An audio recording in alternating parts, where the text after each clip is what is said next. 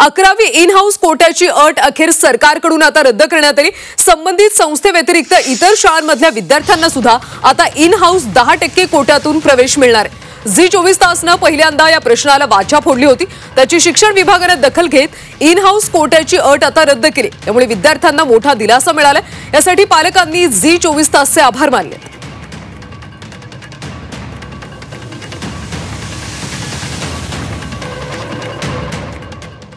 11वी प्रवेशाच्या वेळेस पुन्हा एकदा घोळ शासनाच्या एका GR मुळे झाला। 11वीच्या विद्यार्थ्यांचे इन हाऊस संस्थेअंतर्गत असलेले प्रवेश थांबवले गेले। पालक व्यथित झाले होते, विद्यार्थी तर अक्षरशः रडत होते, कारण प्रवेशाची शेवटची तारीख ही 3 तारीख आणि 4 तारीख होती। अनेक पालकांनी जवळजवळ 40,000 विद्यार्थी याच्यामुळे इम्पॅक्ट होत होते। अनेक पालकांनी हिंदू महासंघाला संपर्क केला।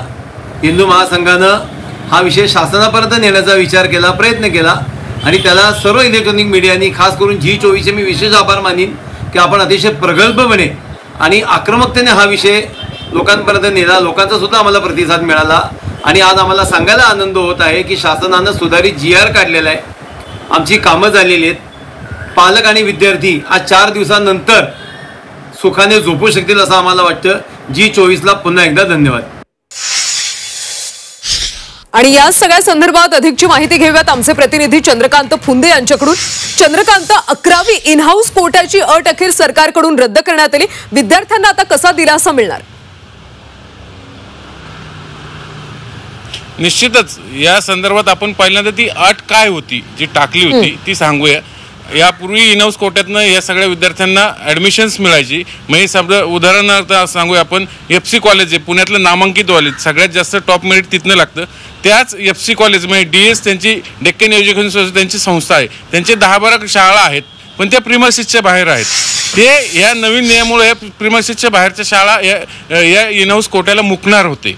यापूर्वी त्या मिळायच्या, कारण ते इन हाऊस कोट्यातनं त्यांना ॲडमिशन मिळायची, त्यांचं मेरिट जरी खाली असलं तरी। पण या नवीन नियमामुळं त्यांना ते ॲडमिशन मिळणार नव्हते। हीच बाब आपण DS असेल, इकडं प्रोग्रेसिव्ह एज्युकेशन सोसायटी असेल मॉडर्न कॉलेजची, नंतर शिप्र मंडळी म्हणजे SP कॉलेजची, ही जी पुण्यातली 5-6 नामांकित कॉलेजेस आहेत जिथं मेरिट आजही 90च्या पुढे लागतं मिनिमम, म्हणजे 95 तर फर्ग्युसनचं असतं। मग या मुलांना त्यांच्या इन हाऊस म्हणजे त्यांच्या मातृसंस्थेच्या कॉलेजमध्ये ॲडमिशन मिळणार नव्हती, त्या कोट्यातनं मिळणार नव्हती, त्यांना मेरिटला लावावं लागणार होतं। ही समस्या त्यांनी आपल्यासमोर आणल्यानंतर आपण ती शासनापर्यंत पोहोचवली। मग शिक्षण मंत्र्यांशी बोलणं केलं। शिक्षण मंत्र्यांची ही समस्या लक्षात आल्यानंतर त्यांनी हा GR सुधारित पुन्हा ती अट रद्द करून काढायला सांगितलं। आज अखेर तो GR निघलाय आणि या सगळ्या जवळपास 30-40 हजार पालकांना मोठा दिलासा मिळाला आहे। ही मुलं आणि पालक आज शांतपणे झोपू शकणार आहेत। गेली आठवडाभर ही मुलं सगळी टेन्समध्ये होती, आपल्या ॲडमिशनचं काय होणार, आपल्याला हव्या असलेल्या कॉलेजमध्ये ते मिळणार की नाही। तर आता ते इन हाऊस कोट्यामुळे मिळणार आहे। हा 10% कोटा त्यांना पूर्ववत झालेला आहे। नक्कीच चंद्रकांत, इन हाऊस कोट्याची अट रद्द केल्यामुळे विद्यार्थ्यांना आता मोठा दिलासा मिळालाय। धन्यवाद या सगळ्या सविस्तर माहितीसाठी।